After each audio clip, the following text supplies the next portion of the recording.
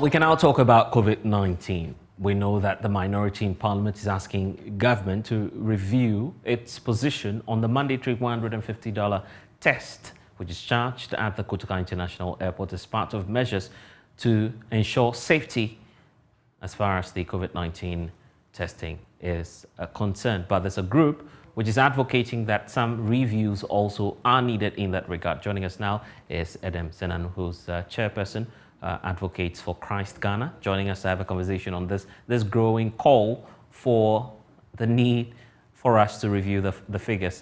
Thanks, Edem, for joining us here on The Pulse. First of all, let me find out from you, do you support the position of the minority on this, that there's a need for us to relook and reconsider this very position of the $150 charge at the airport?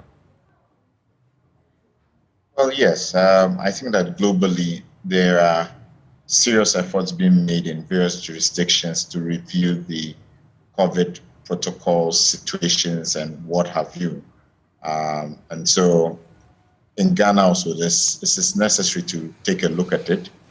If you look at the rising costs of living, wherever there is opportunity to make it easier for Ghanaians to get about their businesses, I think that should be taken on board.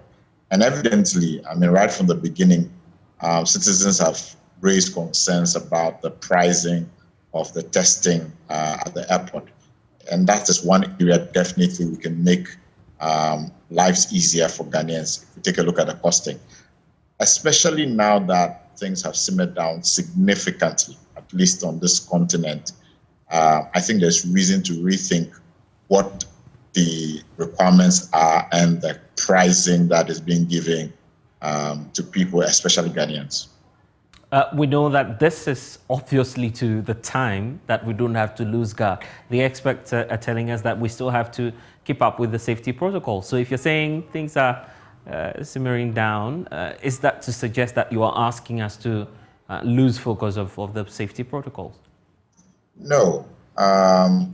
If you take the UK, within its borders, there's a new set of protocols in place which also looks at the issue of natural immunity. If you've had COVID before, there is the assumption that at least over a one-year period, you are considered to be safe.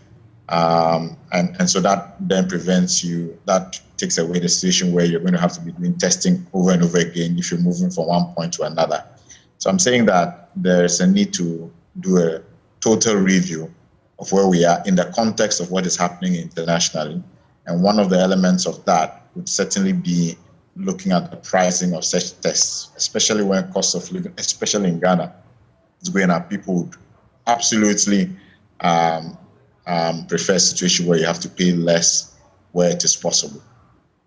So going forward, what should we be really looking at in terms of the amount?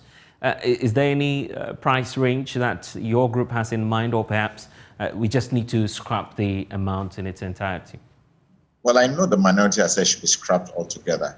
To the extent that testing must continue until the WHO clearly states that this is no longer a threat, obviously it's a service that will have some cost to it. So in my view, one should take a clinical look at what are the cost components and see what adjustments can be made to make it easier and less burdensome on the Ghanaian, and not to suggest that there may be no cost altogether or no testing altogether. So a reduction in the price, that's what you're calling for? Absolutely, absolutely. I'm grateful, Edem Senandu, that you've been able to join us this afternoon on The Pulse.